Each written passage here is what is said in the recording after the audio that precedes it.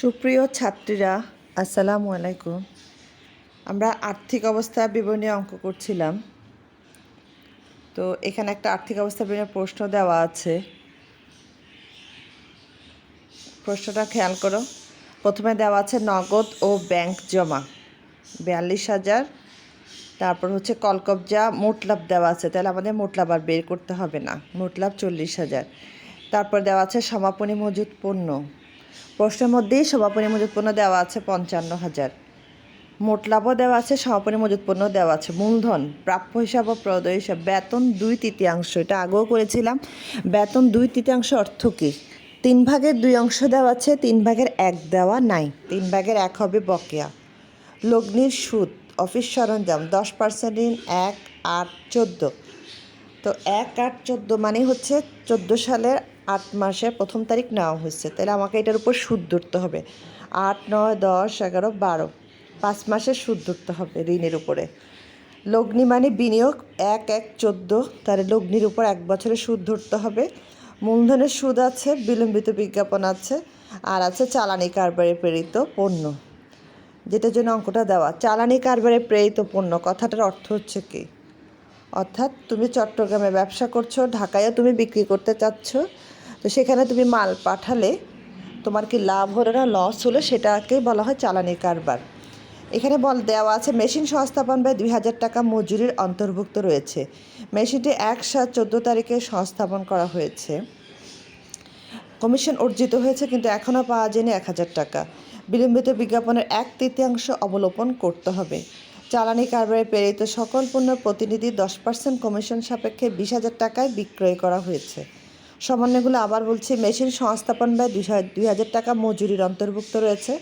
মেশিনটি 1/7/14 তারিখে সংস্থাপন করা হয়েছে।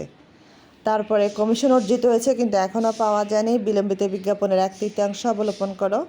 চালানি কারবারে প্রেরিত সকল পণ্য 20,000 টাকায় বিক্রি করা হয়েছে 10% কমিশন সাপেক্ষে। এখন প্রথম প্রশ্ন ছিল চালানি লাভ বা ক্ষতির পরিমাণ নির্ণয় করো। নিট লাভ বা নিট ক্ষতি আর মোট সম্পদের পরিমাণ নির্ণয় করো। তো চালানি কারবারে লাভ বা ক্ষতি এটা কিন্তু পরীক্ষায় আসে, এমসিকিউতেও আসে আবার সিকিউতেও আসে। ভালো করে খেয়াল করো। পোস্টে দেওয়া আছে চালানি লাভ বা ক্ষতির পরিমাণ নির্ণয়। দেখো, প্রথমে আমাদেরকে চালানি পণ্য বিক্রয়, আমি কত টাকা বিক্রি করতে পেরেছি? 20,000 টাকা। যেই বিক্রয় করেছে 20,000 টাকা তাকে 10% কমিশন দিতে হবে। 20,000 টাকা 10% কমিশন হচ্ছে 2,000 টাকা। তো 20,000 থেকে 2,000 বাদ গেলে থাকে কত? 18,000 টাকা। এরপর যে পণ্যটা আমি পাঠিয়েছি বিক্রি করার জন্য তার ক্রয় মূল্য ছিল 15,000 টাকা, তাহলে লাভ হলো আমার 3,000 টাকা। তাহলে কি দেখা যাচ্ছে? আমি বিক্রয় করেছি 20,000, কমিশন 2,000 বাদ দিলাম, থাকে 18,000, তার থেকে ক্রয় মূল্য বাদ গেল 15,000, লাভ হলো 3,000। এরপরে বলা হচ্ছে নিট লাভ বের করতে। যেহেতু প্রশ্নে মোট লাভ দেওয়াই ছিল, মোট লাভ বসিয়ে দিতে হবে আমাদেরকে। মোট লাভের সাথে আমার এবার কি যোগ করতে হবে? যোগ পরিচালন আয়। তো পরিচালন আয়ের মধ্যে কি কি হবে আমাদের? চালানি কারবারের লাভ যেটা বের হয়েছে সেটা, এবং ওই যে কমিশনে একটা বকেয়া আছে সেটা হচ্ছে প্রাপ্ত কমিশনের বকেয়া। তাহলে চালানি কারবারের লাভটা আর প্রাপ্ত কমিশনের বকেয়া 2,000 আউটারে গিয়ে যোগ হবে। তারপরে দেওয়া আছে বাদ পরিচালন ব্যয়। এবার পরিচালন ব্যয়গুলো কি কি? প্রথমে আসবে বেতন। বেতনের বলেছে 2/3 বকেয়া রয়েছে। তাহলে যদি 2/3 থাকে তাহলে বকেয়া হবে 1 অংশ। 3 দিয়ে 1 অংশ আমার হবে কি? বকেয়া হবে। এরপরে বিলম্বিত বিজ্ঞাপন যা দেওয়া আছে তার 3/1 অংশ অবলোপন করলে আসে 12,000 টাকা। কলকবজার অবচয়, কলকবজার সংস্থাপন ব্যয় যোগ করার পর 6 মাসের অবচয় আসে 7,600 টাকা। এরপরে বলেছে যোগ অপরিচালন আয়। আয়ের মধ্যে হচ্ছে লগ্নির সুদ, বিনিয়োগের সুদ প্রশ্নে দেওয়া ছিল, তার সাথে বিনিয়োগের সুদ দেওয়া ছিল প্রশ্নে, অর্থাৎ লগ্নি সুদ দেওয়া ছিল প্রশ্নে 10,000 টাকা। 1,20,000 উপর 10% করে সুদ আসে 12,000 টাকা। অলরেডি র্যামেলে দেওয়া আছে 10,000, তাহলে বাকি 2,000 হবে বকেয়া। এই হলো লগ্নির সুদ। এরপর আছে বাদ অপরিচালন ব্যয়। অপরিচালন ব্যয়ের মধ্যে আসবে মূলধনের সুদ আর হচ্ছে ঋণের সুদ।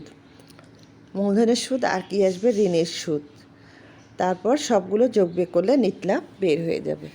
এরপর আমাদেরকে চেয়েছে প্রশ্নে মোট সম্পদের পরিমাণ নির্ণয়। মোট সম্পদের মধ্যে সবার আগে আসবে চলতি সম্পদ। চলতি সম্পদ হচ্ছে নগদ ও ব্যাংক জমা 42,000, প্রাপ্য হিসাব, সমাপনী মজুত পণ্য, লগ্নির অনাদায়ী সুদ, প্রাপ্য কমিশন, চালানি প্রাপকের নিকট প্রাপ্য। আবার বলছে চলতি সম্পদগুলো কী কী এসেছে, নগদ ও ব্যাংক জমা, তারপর হচ্ছে প্রাপ্য হিসাব, সমাপনী মজুত পণ্য, লগ্নির অনাদায়ী সুদ হচ্ছে বিনিয়োগের অনাদায়ী সুদ, প্রাপ্য কমিশন, চালানি প্রাপকের নিকট প্রাপ্য ইত্যাদি। এরপর আসবে বিনিয়োগ, যেটা লগ্নি বলে দেওয়া ছিল সেটা হচ্ছে বিনিয়োগ, সেটা বসানো হয়েছে লগ্নি। তারপর হচ্ছে স্থায়ী সম্পদ, কলকবজা। কলকবজার সাথে আগে সংস্থাপন ব্যয় যোগ হবে, এরপর অবচয় ধরতে হবে, তার উপরে 6 মাসের 7,600 টাকা। আউটারে গেল 1,44,400 টাকা। তারপর হচ্ছে অফিস সরঞ্জাম। এরপর আসবে বিলম্বিত বিজ্ঞাপন, তার থেকে 3 ভাগের 1 অংশ অবলোপন করতে বলেছে। 3 ভাগের 1 অংশ হচ্ছে 12,000, আউটারে গেল 24,000। তাহলে মোট সম্পদ হলো 4,73,400 টাকা।